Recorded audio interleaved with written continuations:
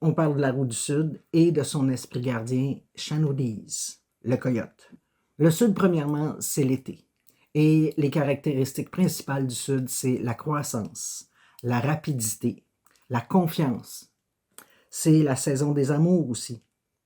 L'amour est au Sud. Rendu au Sud, c'est beaucoup plus rapide. Sur le bouclier du Sud, quand on est rendu là, on n'a pas le temps de penser. C'est le temps d'agir, c'est le temps d'avancer. Le Sud, c'est aussi toutes les belles énergies qui vont avec l'été. On est en forme, on est plein d'énergie. Que le Sud, c'est vraiment très intéressant. Et ce qui est intéressant au Sud aussi, c'est le coyote. Le mal-aimé.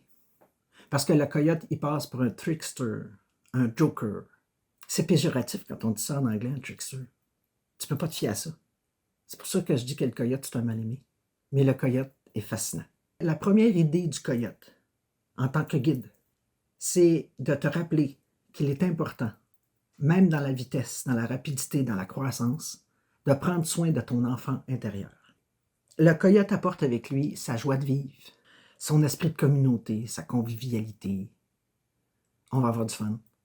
Quand le coyote intervient, c'est certain qu'il va vous faire découvrir, qu'il va vous faire explorer des chemins que vous auriez jamais pensé prendre sans son intervention. Mais lui dit, tu vas te découvrir chemin faisant. Le problème avec le coyote, c'est des fois on a l'impression qu'on est perdu, mais au contraire. Et souvent, le coyote va intervenir quand justement on a l'impression d'être perdu, on ne sait plus où aller, on est coincé. Quand on est coincé entre deux décisions, quand on est coincé entre trop de projets, entre trop de propositions, c'est souvent là que le coyote va intervenir pour nous dire, OK, bon, là, tu as ça, ça, ça, mais tu n'avais pas pensé à ça, par exemple, parce que là, tu es trop stressé.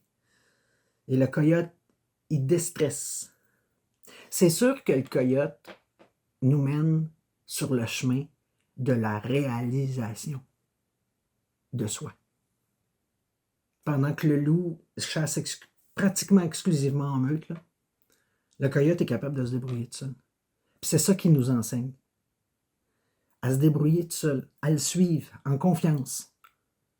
Puis c'est après qu'on l'ait suivi jusqu'au bout qu'on réalise le ridicule de la situation, qu'on s'est donc tracassé pour rien, qu'on a donc stressé inutilement, qu'on s'est fait des cheveux blancs et ça ne valait pas la peine parce qu'il y en avait une autre solution.